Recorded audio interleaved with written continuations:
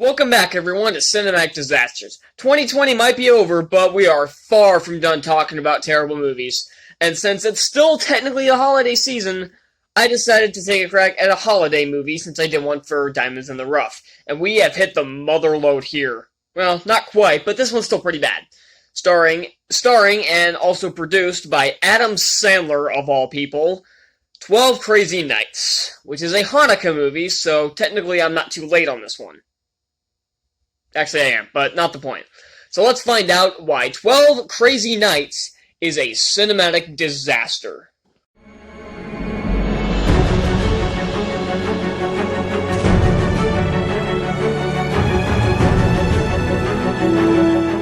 Show of hands here, who has actually seen this movie? Your hand's not up? Lucky bastard. This is one of the most infamous holiday movies of all time now. Up there with Christmas with the Cranks and Deck the Halls, which I will probably get around to sometime in upcoming years. But I'm going to take a crack at Hanukkah first, even though I am not Jewish at all. I'm American. I celebrate Christmas, and I celebrated Christmas 6 days ago. I do not celebrate Hanukkah. I honestly have no idea what it's about, and this movie sure as hell didn't help. So I'm not going to talk about any of the religious aspects here. I don't like to get into that regardless, because A, I'm not that religious myself, and B, I don't want to be offensive. I try my best to not be offensive, but if you are Jewish and something I say comes across as offensive, it's not intentional, so keep that in mind. But I am here to shit on a crappy movie. And this has come from a comedian who can be funny and has made some very good films. Unfortunately, his movie that came out this year, Hubie Halloween, was one of the worst films of the year. And now I'm talking about a movie that came out in 2002. And that year, he was actually working hard that year. He made a remake of an old film. It was I don't remember what it was. It was like it was like a remake of a Frank Capra film, and it made a lot of money that year. And the same year, he made Punch Drunk Love, which, while it didn't do well at the box office, was highly critically acclaimed. And it is actually a very good movie. So that shows that he can make good movies. I grew up with the movie Bedtime Stories, which was also starred and produced by Sandler, and I still enjoy that movie today. In fact, there was an entire month where my brother watched it pretty much every day, and I didn't have a problem with that. So when I'm really beating on his movies, don't think this is coming out of a place of spite. I do not hate Adam Sandler. From what I've heard, he's one of the nicest guys on the planet, so I am not attacking him personally. I am, however, attacking this movie, and we are going to get into that right now. This movie already starts off really bad, with a narration by Rob Schneider, one of the biggest jackasses in Hollywood, which is kind of surprising, given how many there are.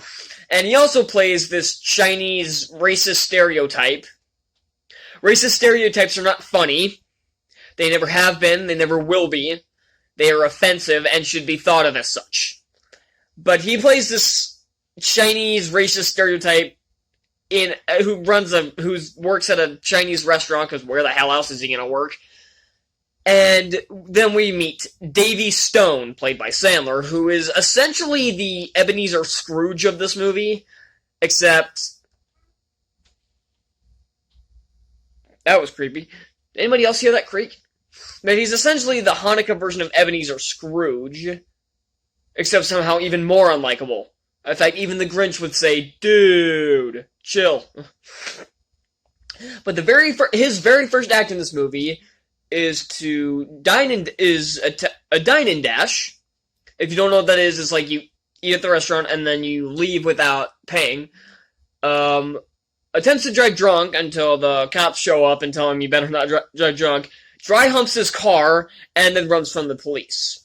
And he could barely stand about 12 seconds beforehand, and then all of a sudden he's able to jump around like Aladdin on a little trash can lid that he's using as a snowboard. And all of this is done while singing a song about what a sociopath he is. Yes, this is a musical, and a pretty fucking bad one at that. Sandler can write songs. In fact, the title 12 Crazy Nights is based on a lyric in in his famous Hanukkah song, which is very funny. Nothing in this movie is funny or well written. And then and of course, he ends up in jail for his shenanigans. And apparently not for the first time.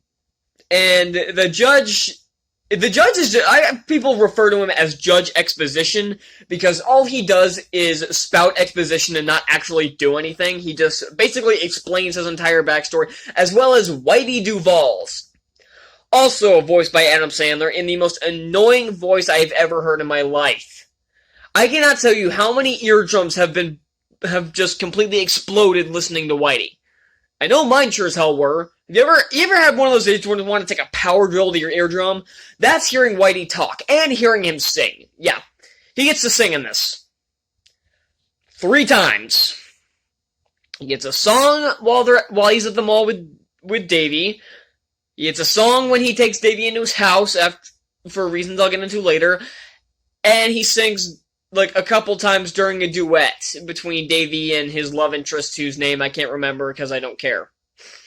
3 times in this annoying-ass voice. But not the problem. This judge just spouts exposition, and then Whitey suggests that he should do community service as a basketball coach along with him. Or a basketball referee, not a coach. So, we're 10 minutes into this movie, and they're already ripping off the Mighty Ducks. A movie that is better in every conceivable way. It's windy outside, good God. So, and the judge clearly states that if he commits one more crime, he's going to jail. And how long do you think it takes him to commit a crime? About 1.5 minutes. Immediately, when he goes refereeing, Whitey complains about the shoes he's wearing, because the hard sole shoes, don't bring them on my court. And he immediately flings one of them up into the lights, breaking it, and then flings the other one over one of the guys working the scoreboard, smacking his head into it. So, vandalism and assault. Still no jail. Then later, when they go to the mall, as I previously stated, he swipes a box of peanut brittle from a candy store. Theft. Now he's going to jail, right? Nada. And then, while Whitey gets a job cleaning out porta potties, don't ask, it's stupid, and I don't even think it's explained to begin with, he decides to shove him in one, and while he climbs out of it, of course covered in shit, because this is a Happy Madison film, he hoses him down with the hose, and basically leaves him there to freeze to death. So now attempted murder. Still no jail. This movie's bullshit. And like I previously stated, Stone has a love interest, and he is actually close to her son, but that's one of the few things this movie is actually okay with, is like, his connection to this kid feels genuine. It doesn't feel like he's just butting up with them to get close to his mother. Their friendship feels actually genuine. Too bad it's not really explored outside of one scene where he and this kid take on a few bullies in a basketball game, and that's a really nice scene until the end of that scene, when they win and they make the bullies eat a jockstrap. Every nice scene can be ruined here. And later on, we get a duet between Sandler and his love interest, which is also a really bad song. Actually, all of the music in this movie is pretty fucking terrible.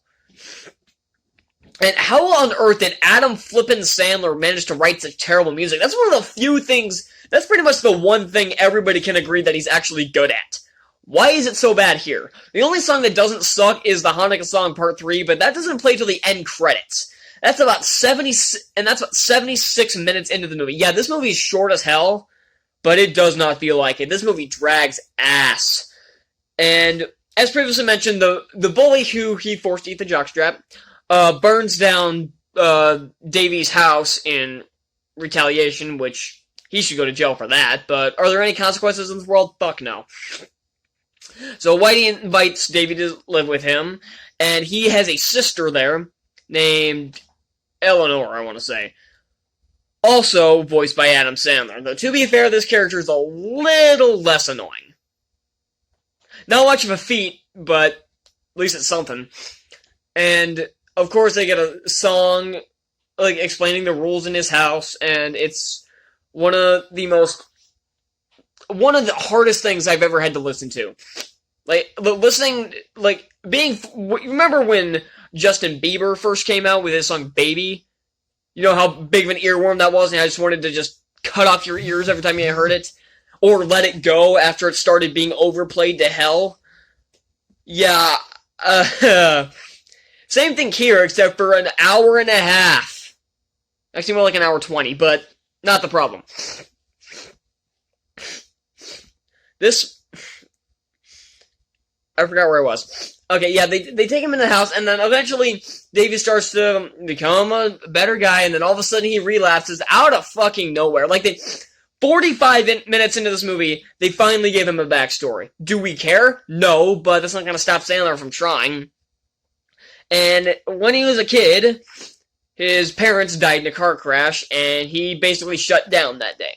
Now, don't get me wrong, losing your parents at such a young age is a horrible thing. No one should ever have to go through that, but that does not excuse being the town jackass for the better part of 20 years. Christ. You expect me to feel sympathy for this asshat? No, you lost that 40 minutes ago. Had this been had they showed this earlier, I might have given a damn. At first, but no.